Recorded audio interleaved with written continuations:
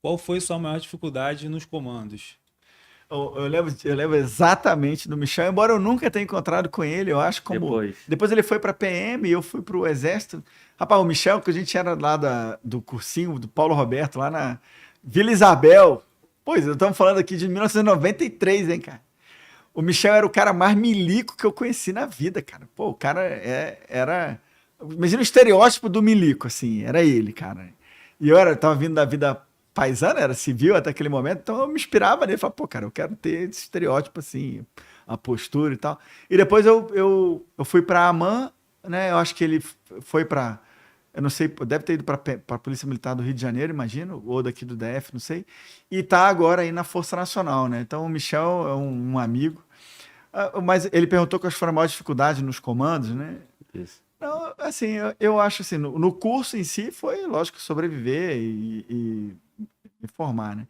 A natação era muito difícil, manter a saúde mental e física também era muito, né, organicamente pronto, era difícil. Mas depois a vida em si no batalhão, acho que foi mais difícil do que o curso em si, né? Que é se manter pronto, né? Atirando bem, saltando bem, correndo bem, essa se manter pronto e conviver ainda tentando equilibrar com a questão familiar, ser líder também num ambiente como esse é muito difícil porque os operadores de forças especiais, os comandos são profissionais muito maduros, né? Muito mais maduros do que a média para a idade deles. Então você lidar com profissionais maduros e liderá-los, se é que eu posso dizer que eu tive alguma pretensão de algum dia de liderar alguém, porque é difícil você liderar pessoas, não é chefiar, comandar. Tô falando de liderar, a pessoa olhar para você e falar, cara, esse cara, eu vou com ele, né? Então, assim, acho que o exercício da liderança e a manutenção da rigidez mental e corporal acho que foram os maiores desafios. Vou aproveitar esse gancho, irmão, que tu falou do dificuldade depois do curso, né? De manter a tropa ali dentro do batalhão. E ali formam muitos temporários, né? Estão ali também, né? E é o curso de cabos de soldados, né? Que viram comandos e você tá ali, né? Com aquela responsabilidade toda. Esses jovens, pô, formado para a guerra, né? Formado dessa forma, num período onde o batalhão sai do Rio e vai para Goiânia.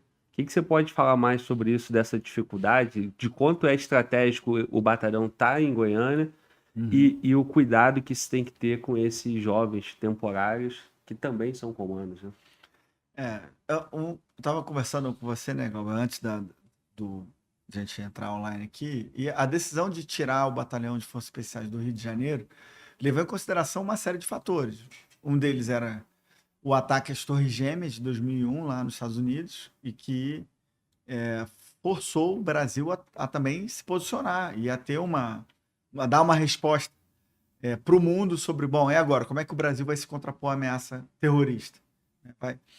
Nós vamos aumentar a segurança em quais níveis? O Brasil, na época, e demorou muito, demorou 15 anos só para ter a descrição do tipo penal, ou seja, do que é o crime de terrorismo. O ataque às Torres Gêmeas foi em 2001, a gente só teve a lei que definiu o que é o crime de terrorismo em 2016. Então veja o quanto que a gente ficou desguarnecido. E aí o Exército então decidiu, para também colaborar com a resposta do Brasil, tirar do Rio de Janeiro e levar para Goiânia. Primeiro, porque o recrutamento no Rio, por causa das favelas, do crime organizado, né, do tráfico de drogas, era um recrutamento difícil. Depois a gente pegava o cara, alguns eram infiltrados de propósito para pegar o treinamento e depois voltar para lá e levar o treinamento. Ele chega com 18 anos, né? 18 Mas anos. aí, por vezes já iniciou na vida do crime muito Muito jovem, antes. 12, 12, 13. 13. O cara está com 18 anos e já está completamente recrutado, comprometido. Então, sair do Rio de Janeiro é estratégico por isso também. A vida em Goiânia era muito melhor, custo de vida mais baixo, o padrão de vida mais elevado, né? Menos violência. Então, a Goiânia é mais central em relação ao país. Então, a gente, do Rio de Janeiro para ir para a Amazônia, pô, era muito mais perto sair de Goiânia, mais central, mais próximo de Brasília, mais próximo das fronteiras. Então, próximo de uma base aérea importante como Anápolis e a própria de Brasília. Então, era muito. Só tinha vantagem ir para Goiânia. Se pensou em Uberlândia primeiro, mas Goiânia superou. Então, e essa questão dos temporários, né? Dos soldados, cabos de soldados comandos, que do recrutamento. No Rio de Janeiro era tinha essa complicação.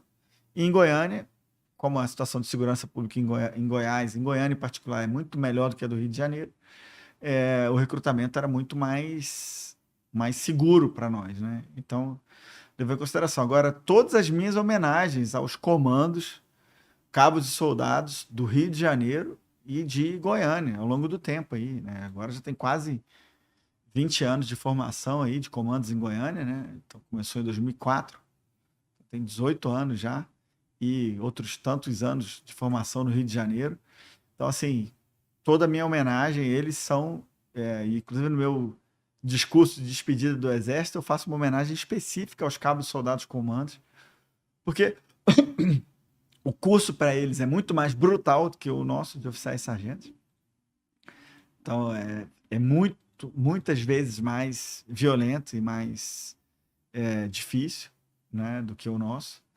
E os cabos soldados são aqueles que vão para todas as missões, né? Vai ter sempre um cabo soldado comando participando. Então, assim, são muito bons. É muito mais especializado que a média do Exército. Então, imagina, um cabo soldado comandos, ele vai fazer curso de salto livre, vai fazer o curso de caçador, muitas vezes, de mergulho, vai participar de missões no exterior diversas, vai ter acesso a conhecimentos sensíveis, o que é uma preocupação para a gente. Então, toda homenagem aos cabos soldados comandos. A missão dele é mais complexa, né? Mais dura. É mais dura do que a média do... Mais complexa, mais dura mesmo, né? Tu falou mais violenta e tal. É o cara que tá lá na ponta, né? Vai cumprir a missão. Não, eu tô falando do curso, né? O curso de oficiais e sargentos, como o exército inteiro tá olhando, tá fiscalizando, porque o cara passou pela AMAN, passou pela ESA, são caras de carreira e tal. Eu não sei, eu tenho a impressão de que o curso é mais controlado. O curso de cabo soldado, aí são todos os cabos soldados de todas as unidades, que são comandos, tendo contato e passando experiências e cobrando do cara, né? Então, eu via o CFCC na época, que era o curso de formação de cabo comandos, começava às vezes com 300, 400 soldados e terminava com 30, 40. Então, assim, era um negócio muito, realmente. E depois, o contato que eu tive com eles, desde quando eu era aluno, e depois, ao longo da carreira em si, são caras muito especiais, cara. São pessoas que eu admiro. Eu comandei um DAC, né, um Destacamento de Ações de Comandos. Comandei o primeiro DAC da CAC no Rio de Janeiro, em 2003. E depois comandei do OFESP também, né? E depois comandei o DCT, então, que é o Destacamento contra o Terrorismo. Então, eu como tenente, capitão e major das Forças Especiais, eu vivi todas as fases. Comandei DAC, que é lá na CAC, que depois virou o BAC, que hoje é comandado pelo Gladzik, da minha turma, o Coronel Gladzik, lá em Goiânia. Então eu vivi os comandos e depois vivi as Forças Especiais. Eu comandei um do OFESP, né? Então eu convivi com os dois lados. Não convivi no BAC com os soldados comandos formados em Goiânia, porque eu já estava no Batalhão de Forças Especiais. Não convivi assim, não comandei diretamente, mas convivi em missões, participei. O mesmo espírito, a mesma garra, a mesma motivação. Tenho grandes amigos que passaram no BAC. Participei de competição e de missões, operações com eles. Então, assim, tenho uma grande admiração por eles também. Muito bom.